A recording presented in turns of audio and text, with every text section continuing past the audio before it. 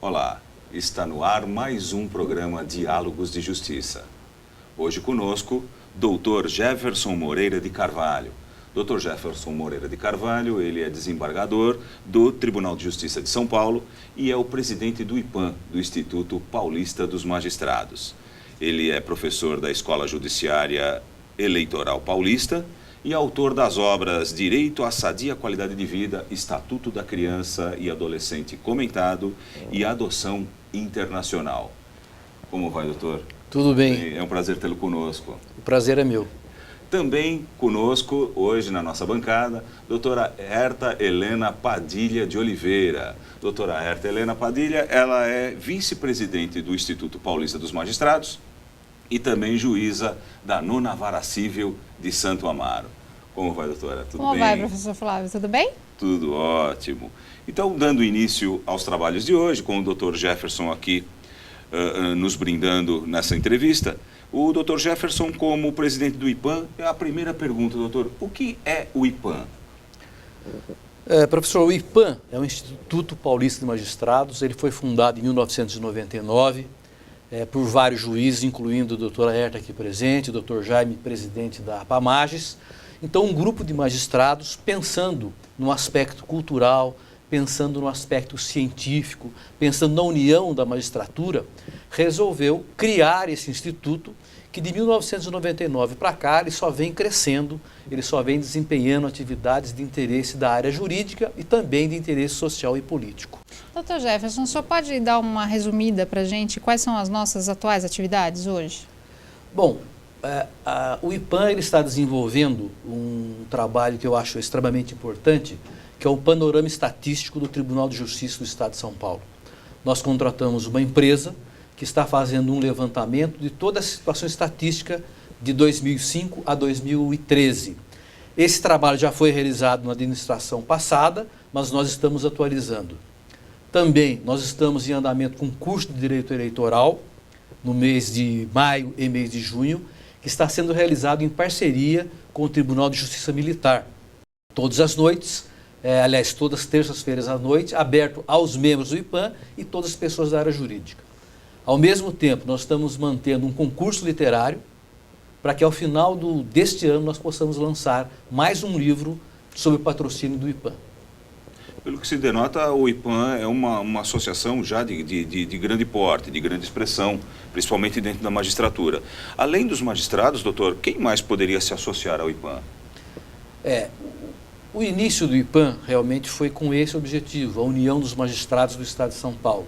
Mas desde lá se permite a inscrição como membro colaborador de qualquer pessoa que exerça uma atividade jurídica, em que o cargo que exerça a função precisa da formação em direito. Então, um advogado, um membro do Ministério Público, delegado de polícia e outras pessoas que desenvolvam atividades jurídicas podem ser membros do IPAM. Bom, dentre as nossas atividades, a gente também mantém esse convênio com a Unisa, né, essa atividade do Diálogos da Justiça, que é um programa com uma finalidade de levar conhecimento jurídico básico para as pessoas, através de uma linguagem simples, mas utilizando aqui a nossa parceria com a universidade. Dentro dessa perspectiva, o senhor acha que a finalidade do Instituto, como ente que valoriza as instituições, ela está sendo atendida? Isso faz parte da nossa atribuição? Eu entendo que sim.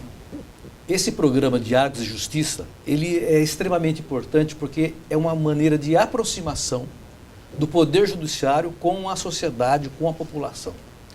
Essa parceria que nós temos com a Unisa, que nós estamos até retomando as atividades no dia de hoje, ela é extremamente importante nesse aspecto, que a população consegue, o universitário consegue, ter acesso através da televisão, através desse canal universitário que é bem visto, saber qual é a posição do judiciário, o que o judiciário pode participar junto com a sociedade, como é que o judiciário pode se aproximar com a sociedade. Então eu acho que atende os objetivos do IPAM, que não é só o objetivo político, jurídico, é um objetivo social e político também, político nesse aspecto de participação na vida da sociedade. Nesse ideal de participação da sociedade, doutor, a parceria da Unisa já é uma realidade, é muito bem vista, inclusive. Haveria, por parte do IPAM, também outras associações, outras parcerias, também com esse mesmo âmbito de aproximação da população, enfim, do meio jurídico? Nós assinamos há uns 15 dias atrás uma parceria com a Escola Judiciária Eleitoral Paulista, da qual eu sou um dos professores. O presidente da Escola Judiciária Eleitoral Paulista é o desembargador Antônio Carlos Matias Couto, que é presidente do TRE. Nós assinamos uma parceria nos mesmos moldes com a Unisa, para que o IPAM possa participar dos cursos jurídicos da Escola Judiciária Eleitoral. Então ele vai ter acesso com uma grande parte dos advogados. Nós estamos em tratativa com o Tribunal de Justiça Militar também. O curso eleitoral já está sendo realizado no Tribunal de Justiça Militar, no auditório que eles possuem lá, mas nós não temos ainda uma parceria formal, que nós estamos em tratativas e também vamos realizar nos mesmos moldes da parceria com a Unisa, que atende os objetivos de se aproximar da população. Entendi, o investimento na área acadêmica está sendo bastante grande. Esses cursos têm qual a conotação? Extensão, lato sensu? É um curso de extensão universitária, que foi bom até falar sobre a área acadêmica, porque ele também atinge os estudantes, né? O curso é pago, os membros do IPAM, evidentemente, que pagam um valor menor, aquele que não é membro do IPAM paga o valor, o servidor do judiciário e o estudante pagam um valor adequado às condições. Então, o objetivo é de extensão universitária. Dentro dessa preocupação acadêmica, não só acadêmica, mas também de formação, o Instituto também ele se habilitou junto ao Tribunal de Justiça para proceder à formação de mediadores e conciliadores, né? Que é um curso que necessita dessa habilitação. A gente tem perspectiva já de um novo curso? Estamos pensando num curso de direito ambiental, que é uma questão extremamente atual e que precisa ser bem colocada para a população, o que é o direito ambiental, esse curso de mediação, e também nós estamos pensando num curso rápido sobre processo digital, que é uma realidade que nós não podemos fugir, nós temos ainda muitas dificuldades para entender e saber como funciona. Então nós estamos também trabalhando tudo isso para o segundo semestre. Perfeito. Estamos encerrando o nosso primeiro bloco e dentro de instantes retornaremos. Fique conosco. Até já.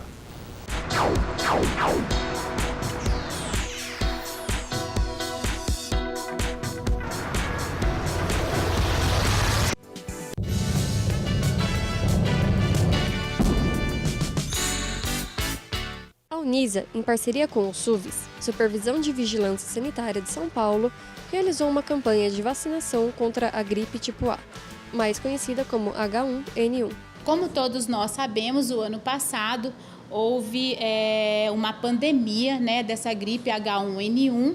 Então, diante de casos até de óbito que houve, foi desenvolvida essa vacina para diminuir a disseminação desse vírus, né? E assim, hoje, a gente vacina de acordo com os estudos que foram feitos, abrangendo mais aquela população que foram mais atingida. Nós estamos aqui ajudando a campanha e propiciando uma oportunidade para o aluno vivenciar essa campanha de vacinação nova, né? É a primeira vez que a gente está fazendo essa vacinação contra a influenza H1N1, onde a gente se sente assim importante por estar participando dessa campanha. Pode acontecer uma pessoa com uma leve sensação de gripe, uma dor no local da aplicação e febre, mas vai ser apenas atenuado depois de 24 horas. Muitas pessoas vieram para receber sua dose de imunização, seguindo o cronograma estabelecido pelo Ministério da Saúde. Além dos cuidados que todos já temos que ter no dia a dia, não só com essa gripe, como com todas as outras, eu achei bem interessante para estar, além de tudo, como já imuniza, já estimula as pessoas a tomarem outros cuidados. Ajuda nossos filhos, né? A já ficar livre do risco, já deixa a gente, os pais, já despreocupados. Visando um grupo específico a cada semana, a campanha de vacinação vai durar até o dia 21 de maio.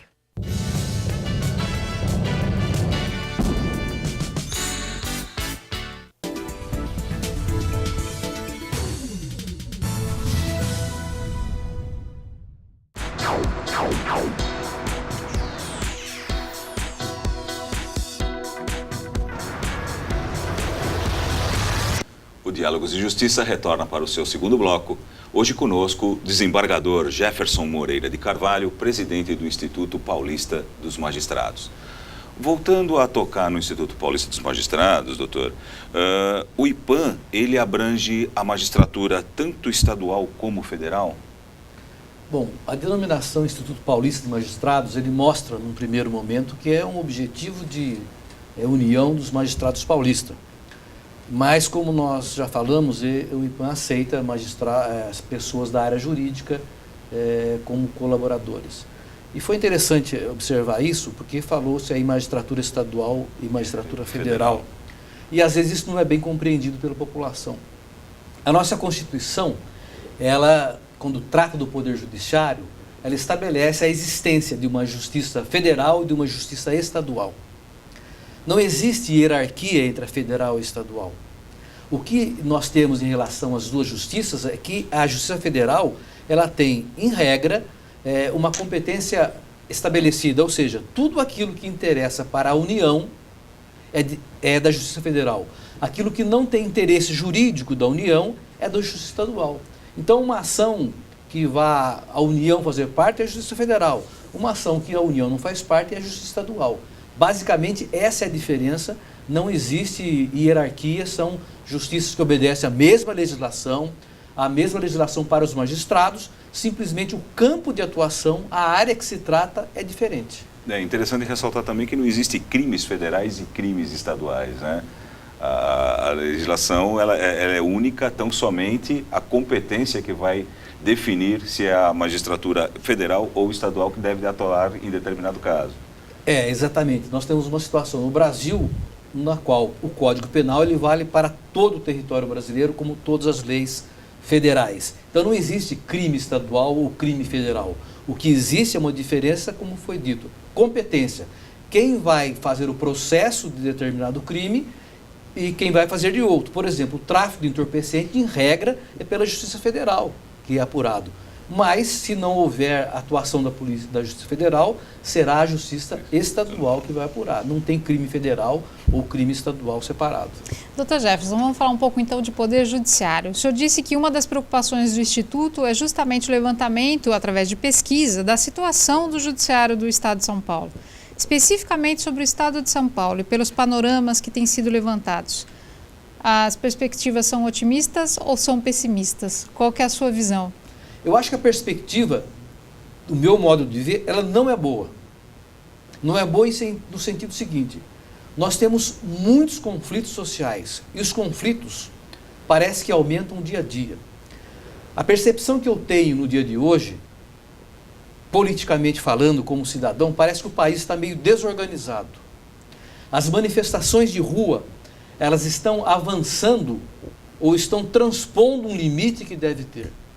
Isso tudo vai fazer o quê?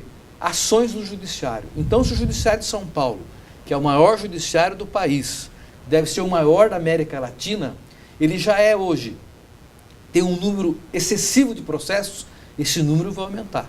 E o número de juízes, o número de funcionários, as instalações, não acompanha o número de conflitos existentes.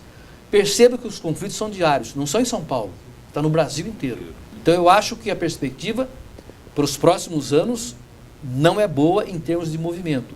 Será um aumento crescente de uma forma que a gente vai perceber bastante, principalmente quem está atuando no judiciário, né?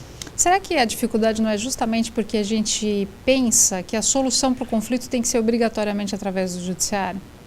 Eu concordo aí, mas eu vejo dois aspectos, e um importante para o judiciário. Evidente que o judiciário, como qualquer dos poderes, recebe crítica da população, e deve receber mesmo, porque a crítica ela tem que ser construtiva.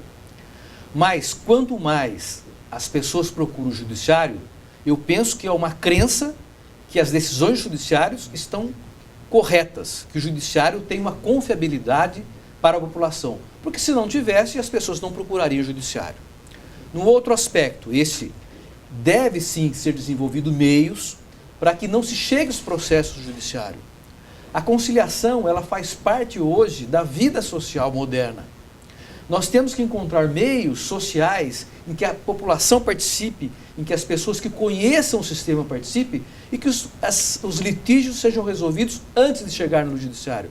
seria um meio mais rápido de se resolver, seria um meio de diminuir o conflito perante o Estado. Então, eu acho que deve haver, sim, meios, caminhos em que pode toda a sociedade participar, as universidades participarem, os poderes participarem, de encontrarem soluções pelo meio da conciliação, pelo meio da mediação. Se um ponto também que está sempre sendo questionado, está sempre, enfim, na mídia, é a questão da morosidade judiciária. O judiciário é moroso e tal, uma série de situações, os processos se arrastam por longo tempo. A informatização agora do Poder Judiciário, ela deu uma outra dinâmica nesse aspecto, ajuda, essa fase de implantação está sendo um tanto tormentosa. Como é que está se desenvolvendo essa informatização do Poder Judiciário, doutor? Mas eu gostaria que o senhor não respondesse agora, que nós estamos no final do bloco. Para o próximo bloco, gostaríamos de ter a sua resposta. Tá bom. Estamos fechando o nosso segundo bloco. Dentro de instantes estaremos de volta.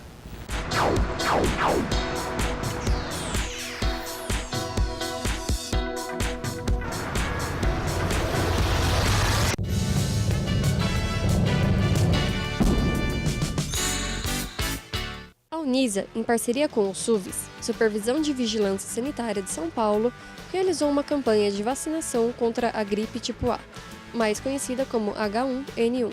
Como todos nós sabemos, o ano passado houve uma pandemia, né, dessa gripe H1N1.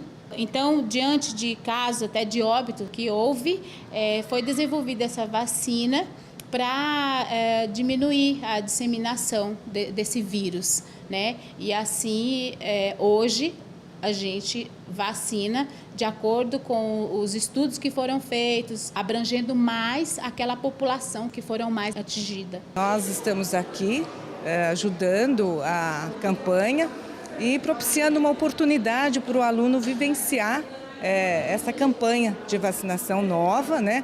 É a primeira vez que a gente está fazendo essa vacinação contra a influenza H1N1, onde a gente se sente assim importante por estar participando dessa campanha. Pode acontecer uma pessoa com uma leve sensação de gripe, uma dor no local da aplicação e febre, mas vai ser apenas atenuado depois de 24 horas. Muitas pessoas vieram para receber sua dose de imunização, seguindo o cronograma estabelecido pelo Ministério da Saúde. Além dos cuidados que todos já temos que ter no dia a dia, não só com essa gripe, como com todas as outras, eu achei bem interessante para estar, além de tudo, como já imuniza, já estimula as pessoas a tomarem outros cuidados. Ajuda nossos filhos, né? A já ficar livre dos riscos, já deixa a gente, os pais, já despreocupados. Visando um grupo específico a cada semana, a campanha de vacinação vai durar até o dia 21 de maio.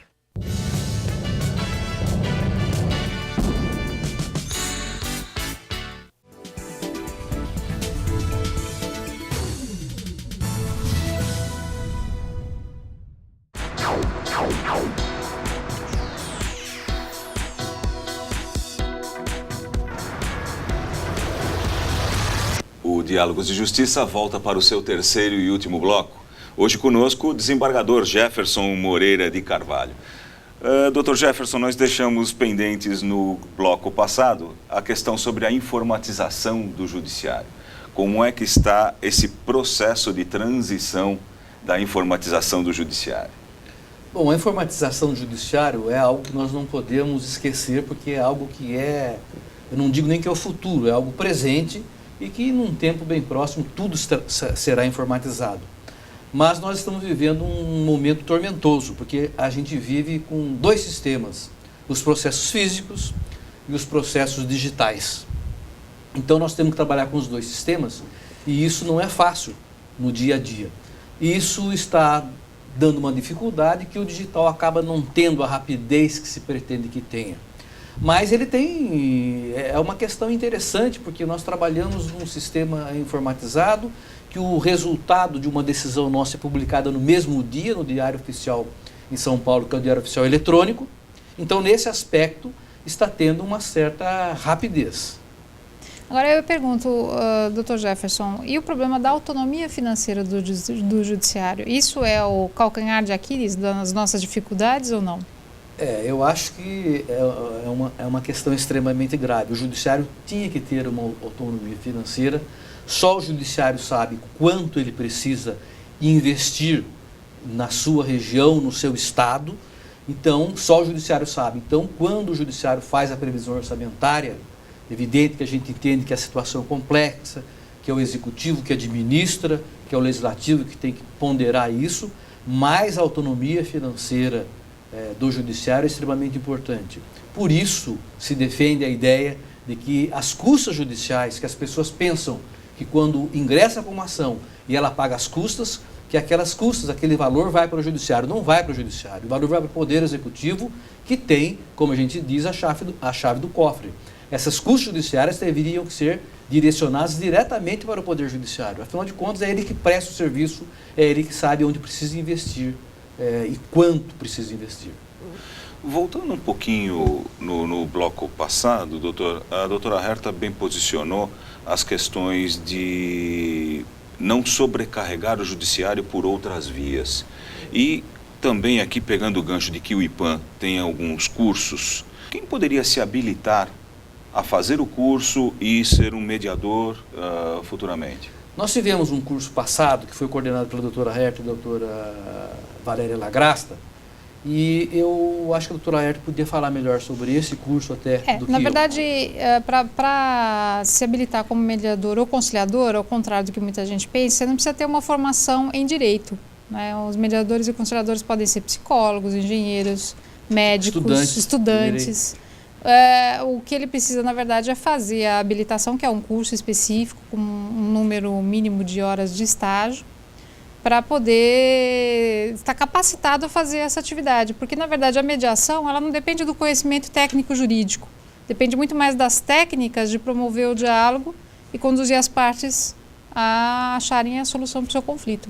Por isso que a gente acha que é um caminho interessante para desonerar o judiciário. E o fato dessas pessoas estarem dispensadas de uma formação em direito, isso não poderia dar algum resvalo legal nessa negociação, nessa mediação? De forma alguma, porque a função do mediador não é orientar juridicamente as partes. Aliás, mesmo que ele tenha formação jurídica, ele não deve fazer isso.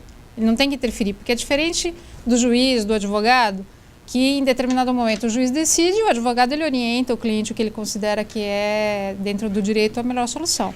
No caso do mediador, ele leva as partes, as pessoas envolvidas no conflito, a entenderem as causas do conflito, retomarem o diálogo, a negociação, para poderem elas próprias encontrarem aquilo que é melhor. Quem vai avaliar se juridicamente é bom ou não é o advogado que pode estar assistindo uma delas, ou o juiz que eventualmente vai homologar esse acordo. Explorando mais um pouquinho o seu conhecimento, essas pessoas habilitadas, elas ingressam por concurso público no Poder Judiciário? Elas fazem o curso, recebem a habilitação. Feita a habilitação, hoje o trabalho é voluntário, então até o momento ele não é remunerado ainda. Perfeito, seria a segunda pergunta. Então, mas há previsão para essa remuneração e muito provavelmente, acredito que em breve o tribunal vai regulamentar isso para que os mediadores passem, os conciliadores e mediadores passem a ser remunerados. Agora, doutor Jefferson, voltando ao assunto tormentoso do judiciário, o senhor acha que a democratização interna do poder, ou seja, porque hoje as pessoas não sabem, mas o presidente do Tribunal de Justiça, o vice-presidente e o corregedor, eles são eleitos só pelos desembargadores, né? Os juízes não participam dessa escolha. Há um pleito grande por parte da magistratura já há muitos anos, desde que eu entrei na magistratura, não vou dizer quando, né, porque a gente não entrega a idade assim com essa facilidade, mas enfim, desde mais de 20 anos, vamos dizer assim, se busca que os cargos eletivos, os cargos diretores de direção do Tribunal de Justiça possam ser eleitos por todos os juízes, né, pelo menos se não por todos, pelos vitalícios. O senhor acha que isso é um passo importante para que a gente tenha uma maior agilidade na solução dos problemas, uma administração talvez mais voltada para as necessidades da população e do primeiro grau de jurisdição? Eu acredito que eu serei minoria, eu não concordo com isso. Mesmo quando era juiz de primeiro grau, eu sempre entendia que o presidente do Tribunal de Justiça, o vice-presidente, o corregedor, na época tinham vários vice-presidentes, eles devem ser eleitos pelos desembargadores. E por que isso?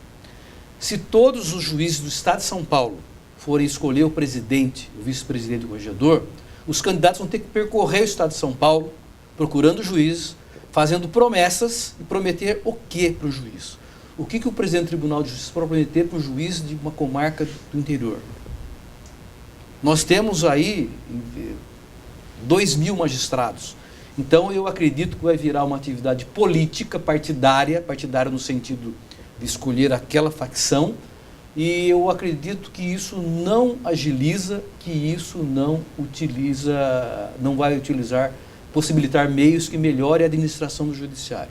Mas é uma questão muito complexa, eu sei que a maioria, as associações defendem isso, mas eu particularmente acredito que não é o caminho, pelo menos por enquanto. Estamos chegando ao final do nosso programa Diálogos de Justiça.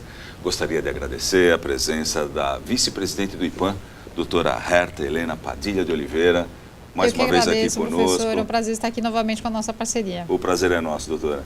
Gostaria também de agradecer a presença do desembargador Jefferson Moreira de Carvalho, hoje presente aqui conosco, presidente do IPAM, selando essa nossa parceria com a Unisa.